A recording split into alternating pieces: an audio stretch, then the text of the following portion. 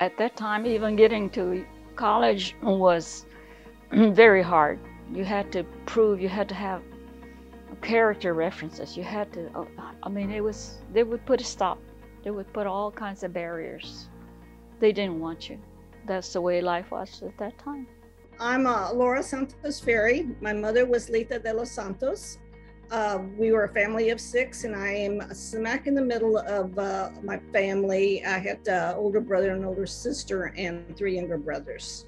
My mom had a huge legacy, and I remember talking to her towards the end of her life that what she left behind, you know, she contributed a lot to this program about the Hispanics in World War II, but she also, you know, written several books, and her legacy is that she was such a good storyteller. So many stories, and that's what I'm writing about, putting this down, that the war causes these things, not just what happens over there in the front, but what happens at home.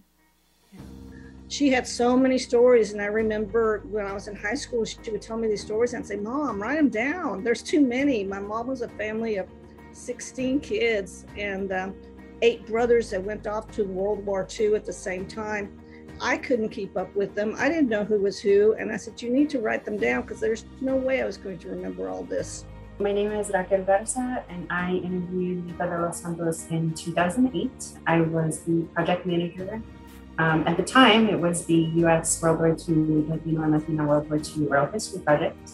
I remember going to interview Lita in her home. She was actually very gracious in allowing us to interview her there. I remember she had photos, I believe, with her brothers who had served at the time. To me, what I thought was just so interesting, and to this day, I'm in awe of what it was like for the families that were left behind. I had a big map of the world in the wall in my front room. And that's where we would know. We'd say, well, this is where Kano is and this is Cerny is. And so my mother would, again, the old-fashioned way, she'd send her blessings every night to wherever she could, wherever they were. I can only imagine what that must have been like to have all 8 of her brothers out and fighting and not have information. You know, we're so used to these days, like being able to the phone and just text someone, or, you know, even be on a video call, like instantaneously. But, you know, having to rely on a letter that might not reach you for like weeks and weeks. I thought that was really powerful. The resiliency, you know, I think that is one thing that my cousins and I and my siblings always talk about, is resiliency of that family, of those women, that they did what they needed to do. And it was mainly the women that were having to do this because all the men were gone. Women that they just did what they needed to do. We didn't know any Mexican teachers or doctors or lawyers.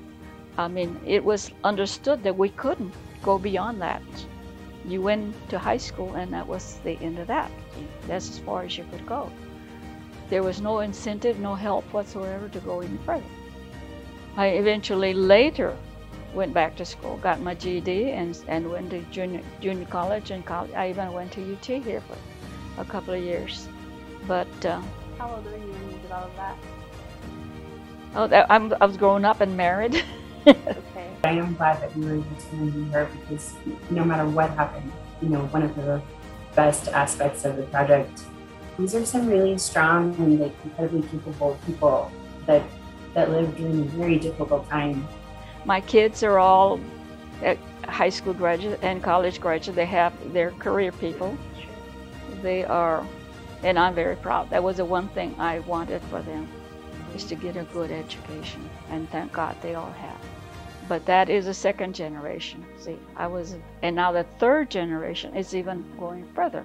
All of my grandchildren. It was hard. Yeah. But I feel that it made us stronger people.